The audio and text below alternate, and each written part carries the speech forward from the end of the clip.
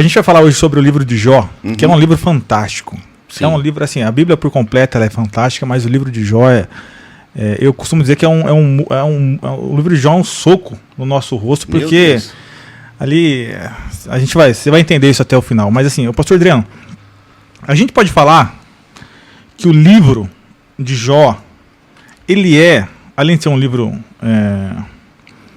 poético, ele é um livro teológico. A gente tem base para falar isso, não? É um livro teológico do Velho Testamento? Tem sim, Rodrigo. Tem. E muito, muito.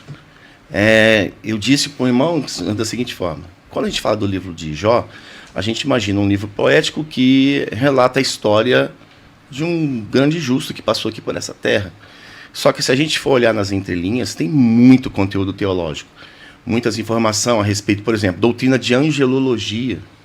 Dentro do livro de Jó? Dentro do livro de Jó. Você tem uma noção.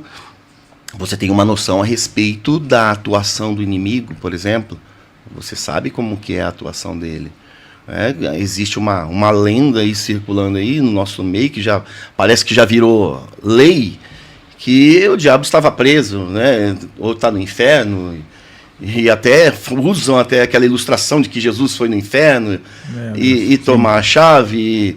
E o livro de Jó, ele desconstrói esse conceito, essa ideia de que o diabo está preso, ele está acorrentado. Nada disso. Então, o livro de Jó fala sobre isso. Ainda no tema angelologia, a gente pode observar também no próprio livro hierarquia de criação. Até isso a gente vê no livro de Jó. Depois a gente vai falando com um pouquinho mais de detalhes. Mas é um livro riquíssimo nesse tipo de assunto. Mostra a questão da justiça de Deus, vai mostrar a falha da justiça humana. Então, é um livro riquíssimo. Então, quem pensa que o livro de Jó é só contar a história do sofrimento ou responder a seguinte pergunta: por que o justo sofre?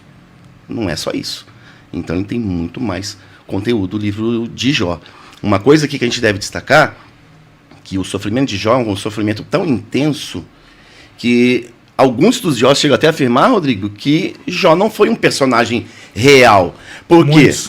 Por quê? Porque eles falam assim, é sobre-humano isso daqui. Ninguém consegue viver, passar o que ele passou e permanecer fiel. Ou seja, nenhum homem é capaz de suportar tal prova. Só que não. A Bíblia vai nos dar referência. Regra de hermenêutica, a Bíblia interpreta a própria Bíblia.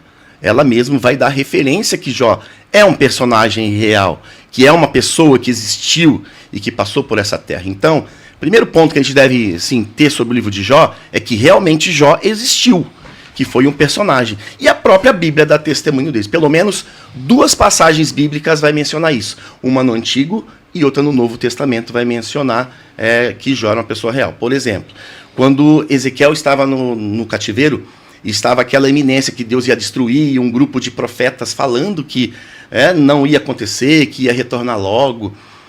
Mas Deus já tinha decidido que ia destruir o povo.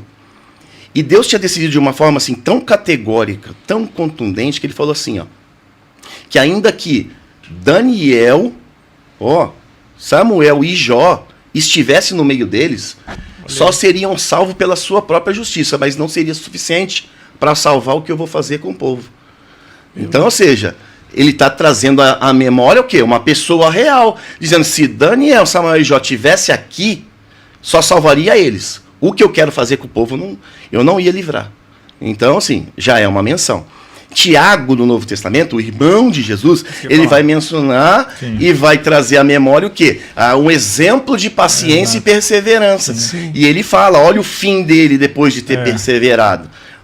Então, você vê pelo menos essas 2 referências aí falando do personagem. Tiago não ia citar um exemplo de alguém que é fictício. Sim. Então, ele está citando uma pessoa real. Então, primeiro ponto, Jó existiu e é um personagem histórico também. Não é só Bíblia, mas é uma pessoa que realmente existiu.